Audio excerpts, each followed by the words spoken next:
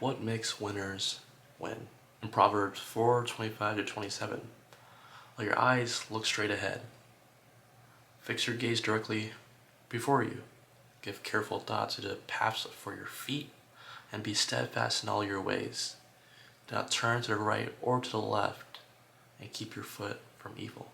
If you were to talk to any sort of biologist, all would come to the same agreement. Evolution, in any case, is through a natural selection of what works and what doesn't. And it's been like this since the beginning of time. What you see, depending on where you live, is a highly selected group of animals. What you don't see is the millions of species that have gone extinct, largely to being unable to adapt. The same applies for us. Winners are highly adaptable. Adaptability only comes through humility. Our first issue is our ego. A winner is objective, seeks the truth and proper reality. A winner can take criticism and is careful to be persuaded. A winner sees the environment for what it is and takes humility and adapts to it. A winner sees his or her own weaknesses and takes humility and improves upon them. A winner only seeks to continually improve. If you cannot understand this, I cannot help you. In Ryan Holiday's Ego is the Enemy, he describes this clearly. Ego is the primary thing that prevents people from seeing reality clearly, learning from failure, and adapting. If you do not have the correct interpretation of reality, you cannot act properly. This is a perfect example of Plato's cave allegory. Plato describes prisoners chained in a cave since birth. They face a wall. Behind them is a fire, and between the fire and the prisoners, people walk carrying objects, casting shadows on the wall in front of the prisoners. The prisoners have never seen anything else, so to them, the shadows are reality. They've named them, studied them, and become experts on them, but they don't know that they're looking at a distorted projection of the real world. Then one prisoner escapes. He turns around, sees the fire, and it blinds him at first. But he's dragged out the cave into the sunlight, and which is even more painful, gradually his eyes adjust, and he sees the real world for the first time.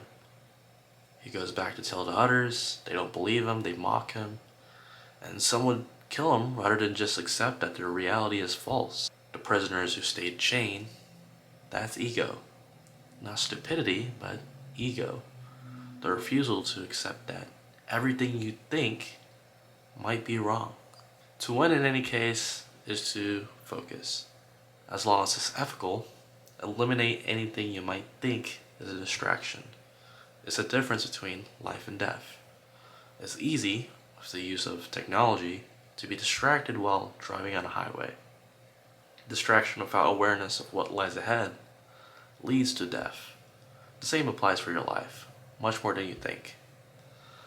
While I'm sure you have multiple interests, you have limited time, energy, and motivation.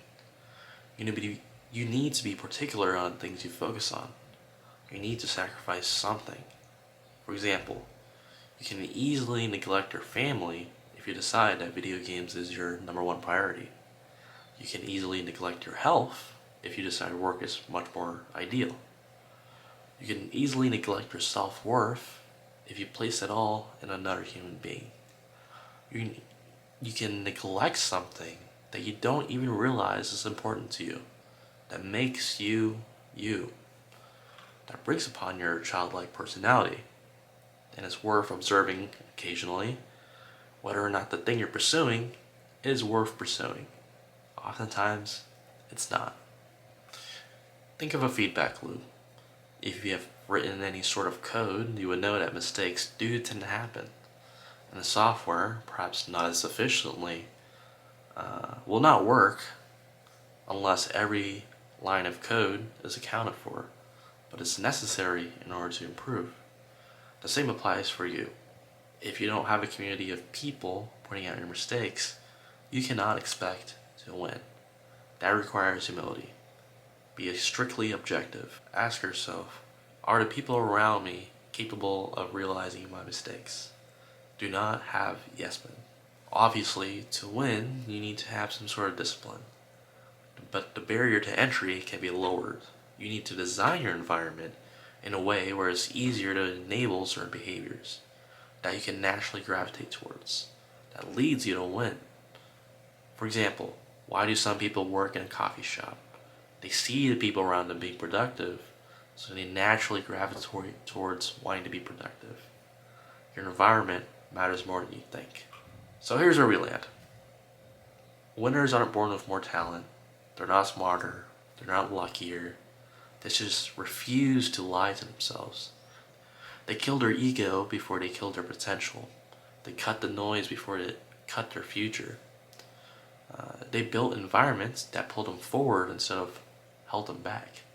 And here's the thing that's available to you right now, today.